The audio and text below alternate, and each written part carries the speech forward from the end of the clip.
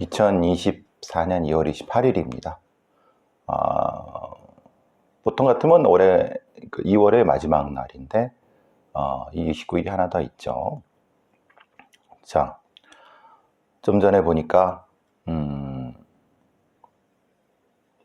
미국 조지아주에서 여대생, 22살의 여대생이 캠퍼스에서 아침 운동을 하러 나갔다가 살해되는 사건이 지난 22일 날, 범인은 베네수엘라 국적의 26살 호세 이바라 살인혐의로 체포됐는데, 불법 이민자, 이주인 뭐 이렇게 표현할 수 있죠. 지금 미국 남부 국경지대는 뭐 극심하죠. 850만이 국경을 넘었다고 하는데, 실제로 뭐 코로나라든가 여러 가지 사회적 상황 뭐 이런 거, 이게 또 정치 문제, 대선의 주요 쟁점 이게 되고 있고, 상당히 심각한 문제일 수 있다. 왜냐하면은 이렇게 850만이 넘어와 갖고 일단 국경을 리오그란데 강이죠. 주로 국경을 넘어서 그냥 공공용지 같은 데에서 노숙을 하거나, 특히 이제 미국의 대학 캠퍼스 넓고 거기 아무래도 이제 이런저런 노숙할 수 있는 데가 있는 상태에서 걸어서 이제 남부, 중부, 뭐 북부 이렇게 올라가는 그러니까 바이든 같은 경우는 이거를 이제 통제를 느슨하게, 근데 트럼프는 지금 애초부터 국경을 봉쇄한다, 장벽 수준으로. 이런 상황에서 아마 지금 이 이슈만이 아니라 이 주요 이슈 때문에 바이든이 트럼프에 비해서 거의 뭐 오차범위 바깥에서 지지율이 떨어지는 것은 그런 이유 때문이 아닐까 싶습니다. 그러니까 제대로 된 국경 통제도 못하고 그로 인해서 발생하는 범죄. 그런데 이제 미국의 정치, 특히 트럼프 같은 애들은 이런 사건을 정치적 이슈로 쟁점에서 크게 정치적 이득을 얻죠. 미국 전체 사회가 불법 이주민에 대한 전체적인 방식의 어떤 관리라든가 이런 거에 실제로는 실패하고 있죠.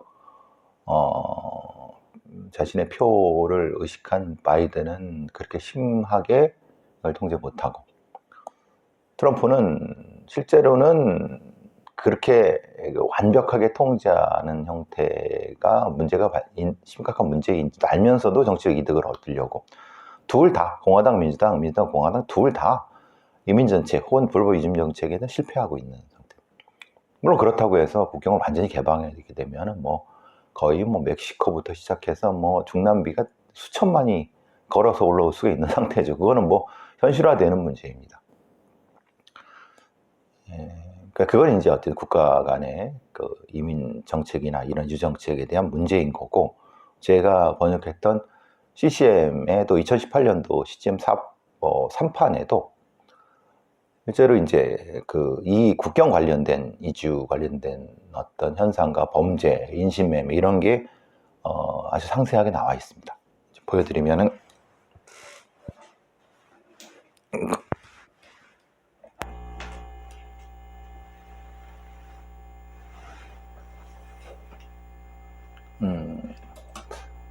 CCM의 상당히 큰 분량의 뒷부분에 이 이주 관련된 이런 범죄, 범죄에 대해서 분류가 돼 있을 정도니까, 실제로는 미국 사회에서 벌써 뭐 십몇 년 이전부터 문제가 되고 있고, 지금은 더더욱 문제가 되고 있는 거죠. 어떻게 하면 될까요? 실제로는 이제 이주민들에 대한 노동정책과 사회정책과 국경정책, 외교정책 다 연결된 거기 때문에 제가 뭐라고 말씀드릴 수는 없습니다만, 되게 좀 봅니다만, 어쨌든 미국 사회에 상당히 큰 문제이다. 그것은 미국 사회 자체만의 문제가 아니라 전 세계적인 남북 문제, 즉 활달한 흔히 말하는 헌진 국가 경제체제, 그리고 미발달한 극심한 형태의 남쪽, 말하자면 이 미개발 중남미 국가 사이의 노동과 자본의 문제, 거기다 마약 문제, 그걸 다 붙이고 뭐 범죄 문제 다 붙여갖고 연결되는 겁니다. 어쨌든 겸사 뭐 제가 번역한 책도 소개를 좀 없어요. 이것도 저한테 남은 건 2권밖에 없어요. 이제 다 팔리고 저 드릴 분은 다 드렸고, 제가 생각해도 어떻게 이거를 번역했을까라고, 이만큼이나 보시면 아시겠지만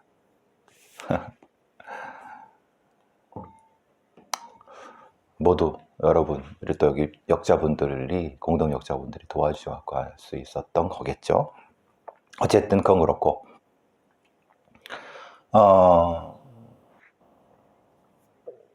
어제 이 관련된 이전에 2주 전인가 지난주 초반인가 메일을 2건을 받았어요. 첫 번째 메일은 지난 뭐 지방 어느 큰 도시에, 광역시에 도서관 사서분인데, 그분이 뭐 초보 부모들을 위한 뭐 이런 범죄 예방 강연을 해달라고 해서 사실 좀 부담스럽긴 하죠. 지방이고. 그런데 저희는 좀 고사를 했고 일정도 잘 안 맞았는데 또 연락이 와서, 범죄 피해자 혹은 아동 청소년 대상의 시어런팅 혹은 페도필리아 관련된 거, 아동 청소년들의 어떤 폭력에서 보호, 이런 것들은 그래도 제가 할 말이 좀 있었겠다 싶어 갖고 수락을 했는데, 어떻게 될지 모르겠어요. 뭐 몇 달 뒤니까. 또 하나는 어떤 공공기관 관련된 감찰 관련된 부서에 있는 분이 저한테 메일을 보내셨어요. 그래서 사실 직장 내에서 발생하는 다양한 어떤 폭력이라든가 괴롭힘이라든가 아니면 뭐 이런 스트레스 문제, 이런 것죠. 특히 그런 공공기관에 특히 그런 높은 스트레스 지수가 높은 어떤 직종이어서 긴 메일, 장문의 메일로 뭐 도움을 요청하셨길래 제가 며칠 심사숙고한 다음에 답을 드렸죠. 사실 우리의 제가 예전에 그런 말씀을 드렸던 적 기억나실 겁니다. 우리나라 최고 재벌 5위 안에 드는 재벌 뭐 2곳 정도에서 감찰부서 관련된 데서 연락이 와서 감찰하는 인원들한테 기법에 대한 얘기도 좀 강연도 해드리고, 주로 이제 공공도서관이라든가 아니면 구청이라든가 아니면 학교라든가 이런 데 강연을 예전에는 많이 했습니다. 학생들 대상, 대학생들 대상, 이런 부모를 대상으로. 근데 이제 또 그거만큼 또 저의 또 전문성은 소위 내부에서 벌어지는 폭력, 즉 이 권력 관계든 비권력 관계든, 주로 권력 관계일 가능성이 높지만 비권력 관계에서 발생하는 다양한 폭력에 대한 예방, 혹은 그것에 대한 이 사회 구조적 관계의 파악, 그리고 그에 대한 어떤 대응, 혹은 이 징계되면 징계 수위 결정, 어떤 전체적으로 어떻게 면담을 갈 것인가, 아니면 그를 통해서 이런 것들에 대한, 그러니까 그런 거를 전문적으로 훈련을 하고 가르치는 게 있어야 되는데, 예를 들면은 가장 쉽게 생각할 수 있는 게 경찰의 인재개발원 같은 데에서 외부 뭐 특사경이나 감찰부서에 있는 굉장히 많죠. 우리나라의 어떤 이 주요한 기업들의 어떤 이라든가 공공기관이라든가 이런 굉장히 큰 어떤 시장일 수도 있고 아니면 대상일 수도 있는데, 우리나라에 그거를 그냥 어떻게 하느냐, 그냥 자기들이 알아서 주먹구구로 하는 거예요. 그러니 황당하죠. 경찰 내부에서도 전문적인 형태의 어떤 감찰이라든가 아니면 이런 거는 굉장히 전문적인 분야입니다. 여러분, 미국의 소위 버디 영화라든가 수사, 형사 관련된 영화나 드라마 같은 거 보시면은 이런 걸 보실 수 있을 겁니다. 내사과, 경찰, 특히 네고시에이터라는 영화도 있고, 또 사무엘 잭슨이 맞죠? 그 사람 나온. 그리고 그 외에도 소위 이제 경찰 내의 내사과, 감찰과 이런 관련된 경찰 내부 비리. 근데 거기는 전문적으로 감찰 내사 이런 거를 FBI의 훈련센터, 교육훈련센터에서 별도로 훈련을 합니다. 그러니까 그 자체에 살 필요는 없죠. 예를 들면 LA시경이나 뉴욕시경이나 아니면 뭐 예를 들면 미국의 애플사라든가 아니면 뭐 마이크로소프트사라든가 아니면 지금 엔비디아 같은 사라든가 이런 최대 기업이라든가 그런 뭐 이런 기업 내 내부 감찰 부서에 있는 사람들이 전문성을 미국 FBI 같은 데서 제공해 주는 겁니다. 훈련. 물론 당연히 일정 수준의 뭐 비용을 받고 하는 경우도 있고 아니면은 그렇지 않은 경우도 있지만은 연방기관, 지방기관, 그 주기관 같은 경우는 뭐 당연히 연방 기금으로 하는 거고 아니면 어떤 특별한 상장 기업 같은 경우는 그 내부의 어떤 비용을 하는 거고. 그럼 얼마나 전문성이 높아지겠습니까? 그래도 사실 어려운 게 이런 내부 감찰, 내부 비리에 대한 조사, 그리고 그거에 대한 징계 처분, 그리고 사후 처리 이런 것들은 매우 수사의 영역과 연결되기도 하지만은 사실은 그것은 그 회사나 그 조직의 미래에 대한 어떤 안정적인 보장. 그럼 그것이 얼마나 중요해야 되는 걸 생각해 보시죠. 직원 내부나 위아래 관계나 아니면 남녀, 여남, 그리고 뭐 인종해갖고 내부의 회사라든가 아니면 공공기관이 그런 걸로 충돌하고 할다 그러면 개판되는 거 아닙니까? 지금 민주당 하는 꼬락선일 보십시오. 그 개판되는 거 아닙니까? 그러니까 엄정하게 누가 그 공공기관의 장이 누가 되든 어떤 성향이 되든 민주당이 되든 공화당이 되든 그리고 대주주가 뭐 바뀌든 아니면 뭐 CEO가 바뀌든 하여튼 간에 그런 전문성을 가진 그런 사람들이 그런 조직이 있어야지 그런 조직이 깨끗해지고 그런 조직이 깨끗해지고 그런 것이 상장한 기업이 깨끗해지고 기업이 깨끗해지면 투자가 되죠. 우리나라에 얼마 전에 보니까 뭐 금융위원장이나 부위원장이나 뭐 아니면 이런 인간들이 그 우리나라의 기업 가치를 높인다고 막 그런 얘기를 하대요. 그래서 제가 아니 코리아 디스카운트 맞죠. 근데 그게 홍보를 안 해서 그러냐? 아니죠. 그러니까 내부에 어떤 깨끗함. 예를 들면은 오너가 아니면 재벌 오너 3, 4세들이 주가 조작, 내부 정보 빼내갖고 주가 조작 해쳐먹고 껍데기 만들어 놓고 공시 위반하고 그럼 그런 기업에 투자하고 있겠습니까? 저 같아서 안 합니다. 그러니까 최고의 기업인 삼성전자나 할까? 아니면 나머지 포스코나 이런 그런 데나 다섯 개 안쪽이나 할까? 나머지는 그냥 투기죠, 투기. 그러니까 투자를 투기로 만들고 투기를 투자로 만드는 거는 결국 내외부에서 감시. 그 감시를 제대로 된 시스템적으로 하려는 이게 굉장히 중요하다는 거 아닙니까? 그래야지 회사도 발전하고 사회도 발전하고 공공연히 민간연이 다 발전하는 거 아닙니까? 다 그냥 팔은 안으로 굽는다고 뭐 네 새끼 내 새끼 다 뭐 서로 봐주고 뭐 개판되는 겁니다. 그러면 뭐 그게 소위 말하는 뭐 이재명이 사천이니 뭐 그런 거 하지만 예를 들면 사적인 이해를 관계를 가지고 어떤 회사 전체의 공공의 이익이라든가 이런 것이 아닌 그런 부분.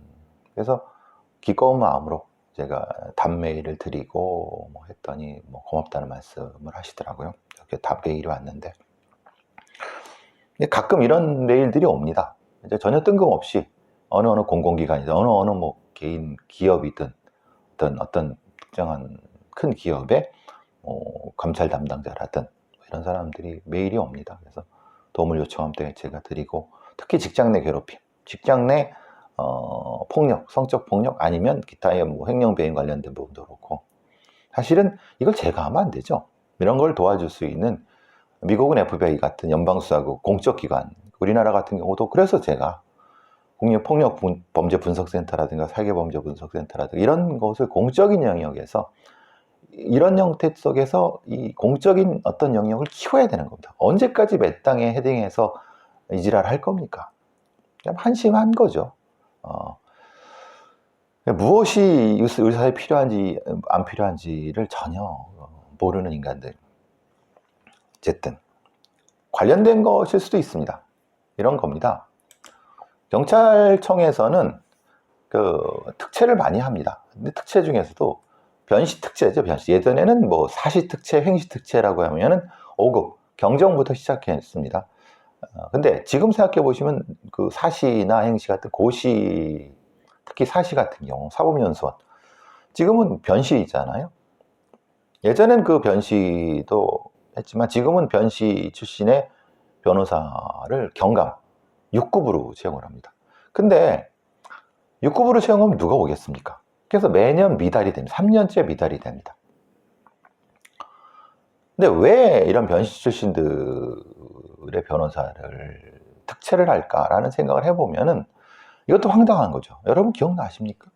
얼마 전에 민주당의 이지은 총경이라고 경찰대 17기라고 해서 경찰대 차석으로 졸업하고 아주 그냥 인재죠. 생각해 보시면은 경찰대를 만들어놨는데 경찰대 애들이 경찰대 다니다가 병역 문제 대충 해결하고 대충 해결해서 전경대 소대장 대충 해갖고 그것도 무슨 이 전경대 소대장을 한 것도 무슨 경찰 경력이라고 쓰고 다니는 인간들도 있는데 참 꼴불견인데 꼴불견. 그거 하고 대충 그거 한 다음에 그 경찰 잠깐 하다가 보직 좋은 거 받아갖고 기간 중에 로스쿨 다니거나 아니면 사시 봐갖고 바로 한 다음에 변호사 돼갖고 경찰대 빠이빠이 특혜는 특혜대로 받고. 그러니까 경찰대들을 사시든 아니면 로스쿨이든을 알게 모르게 편의를 봐주는 그 이유가 걔네들이 어쨌든 그걸 하게 되면은 경찰대에 남아갖고 부족한 수사 역량을 교육하든 하든 이런 걸 하도록 그래서 봐준 거 아닙니까? 어쨌든 알게 모르게. 근데 그놈들은 다 떠나가고 실제로는 지휘관이 돼갖고 일을 하지도 않아. 그러니까 결국은 뭐냐? 또 이제 변호사. 그러니까 법을, 이 얘기는 뭡니까? 실제로 현장 수사관들은 법을 모른다는 얘기 아닙니까? 쉽게 말하면. 그런 전문성이 떨어지다. 수사권 조정 이전에는 상관없었어요. 어차피 그런 거는 검사들이 다 하고, 검사나 검찰 수사관들이 다 하니까 대충 아웃라인만 해서 보내면 되는 거예요. 근데 검경수사권은 수사의 주체예요. 그러니까 형법, 형사소법을 모르고 어떻게 수사 주체가 될 수 있습니까? 그러니까 말이 안 되는 거죠. 그럼 예전역에 이런 형태를 마련하려고 했는데 이제야 뭐 하려고 하니까 이제 난리가 나는 거죠.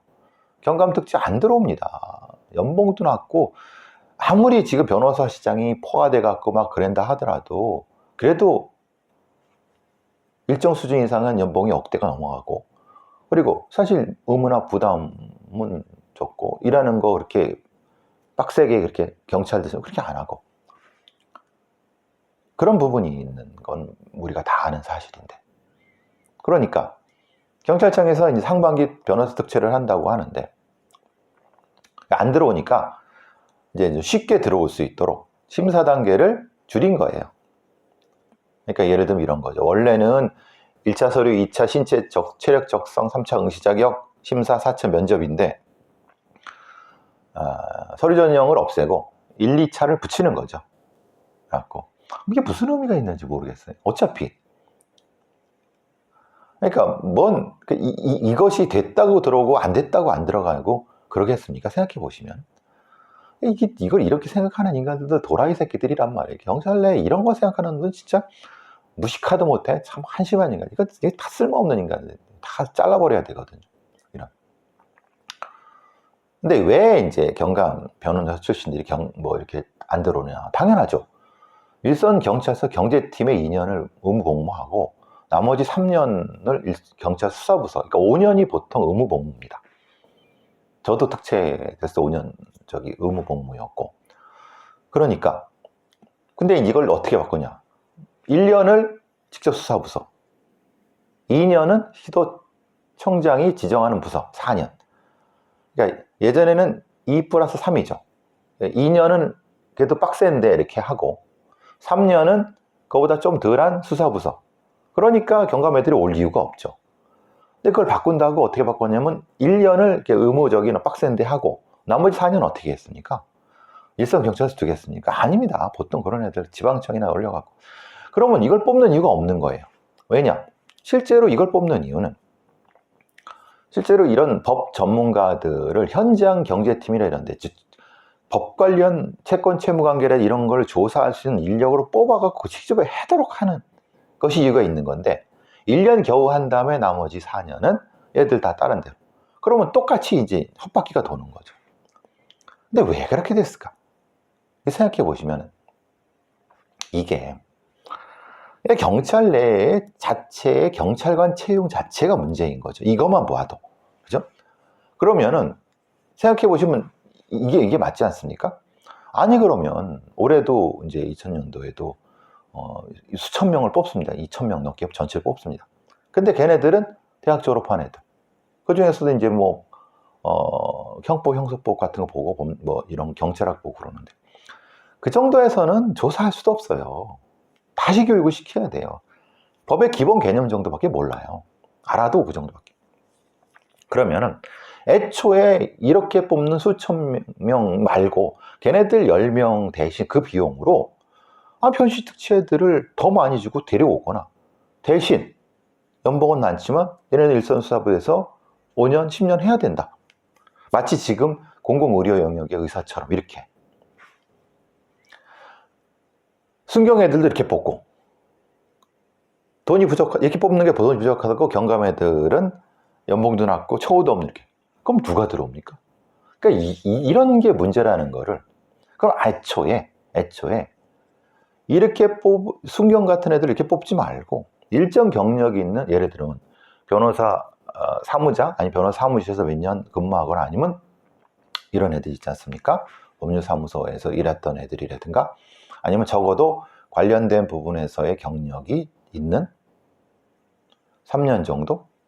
그걸 일단 뽑은 다음에 그 다음에 내부에서 교육을 해갖고 이런 시스템이 없는 겁니다. 사실은 경찰에. 그러니까 쉽게 부대 단위로 경비경찰처럼 쓸 수 있는 그런 잘 모르는 어린애들 뽑아갖고 그렇게 써먹고 걔네들을 그냥 도제식으로 훈련해갖고 했는데 되지도 않아. 그래서 인원은 인원대로 남고 능력은 없어. 그러다 보니까 이제 문제가 되죠, 계속.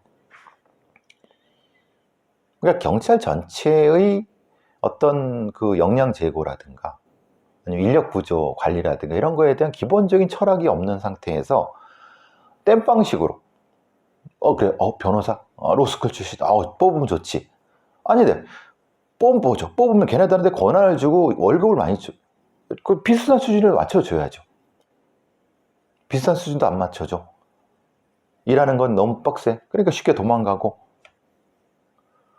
그러니까 경찰청의 수뇌부 이 돌대가리들은 이런 생각도 못하는 인간들, 이 갑갑한 인간들. 말하자면은 저는 사실 이런 특채에 뭐 변호사 자격 있다 특채 이런 거 얼마 전에 그거 들으셨습니다. 변호사 시험에서 3번 이상 낙방해 갖고 더 이상 변호사 시험 못 보는 사람들을 뭐 경위나 이런 걸 특채하자. 경사인가 경사자. 들어보셨을 겁니다. 그거 발표한 다음에 요걸 태백으로 먹었습니다.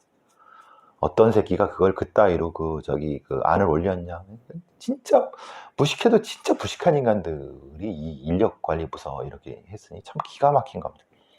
그러니까 제가 늘 말씀드린 것처럼 수사관 학교라든가 아니면 무엇인가 전문적인 학교를 통해서 전문적인 무엇을 통해서 자체 교육할 생각이라 그럴 능력도 없고 웹에서 수요를 한답시고 전문가를 데리고 오지만 그거에 대한 대우를 보장해 줄 생각도 없고 이거야 뭘 하자는 거야 도대체. 대충 대충이니까 여기서 경찰서의 수사관들은 능력이 없어. 사건 처리 기간은 배로 늘어. 욕은 욕대로 먹고 민원인들 어떤 고소인들 뭐 그냥 엉망이 되고. 근데 수뇌부나 이런 수뇌부놈들은 뭐 내 일 아니야. 나는 뭐 정보나 경비나 이런 거 해. 범죄 수사는 니네들 알아서 해. 이런. 하여튼 개판. 제가 개판 이런 개판 계속 말씀드리는 이유가 이런 이유 때문에 그런 겁니다. 인력 관리를 어떻게 할 것인가에 대해 명확한. 그러면은 제가 늘 말씀드린 것처럼 그럼 그렇게 모르면은 AI를 동원해. 그러면은 기존에 있는 범죄 기록 공개해. 공개해서 그것에 대한 적정성 평가를 한 다음에 이렇게 하든. 이것도 아니고 저것도 아니고 술에 술 타고 물에 물 타갖고 이런 한심한 짓거리를 또 봐야 되는 게 참 한심하죠, 사실은. 근데 이런 거에 대한 어떤 비판이라든가 어떤 분석 자체가, 물론 이런 기사도 세계일보에 하나 나고 한두 개 정도 났습니다. 이런 기사 자체도 그냥 김기원 서울지방변호사 법제이사의 코멘트, 말하자면 자격수당을 지급하거나 승진시 우대에는 저충한 뭐 이런 정도의 코멘트 정도예요. 그리고 경찰 출신의 한 변호사에 대한 부분, 뭐라 해야 되면 이런 문제, 전체적으로 이게 왜 문제이고 이 경찰의 수사 인력에 대한 개혁을 어떻게 큰 그림으로 가야 될 것인가에 대한 분석 없이 이렇게 해버리니까 이걸 참 갑갑한 거죠. 그러니까 언론의 문제냐? 언론도 문제죠. 뭐지도 모르는 인간들이 기사를 이따위로 쓰니까. 그래도 세계일보는 써주니까 다행인 거고. 그나마 이런 게 이렇게 있어도 지들이 알아서 이거죠. 경찰에서 알아서 이렇게 했다가 이게 아니네? 그러면 쏙 해보고 안 해요. 그냥 계속 헛바퀴만 돌고 지랄지랄 하는 거죠. 이게 사실 이런 문제들 때문에 왜 수사를 못하느냐? 왜 능력이 없느냐? 왜 민원에 엉망이 되느냐? 왜 피해자 보호 안 하느냐? 다 답이 이유가 있는 겁니다. 다. 자, 저는 또 오늘 크라임 정규 녹음이라서 하겠습니다.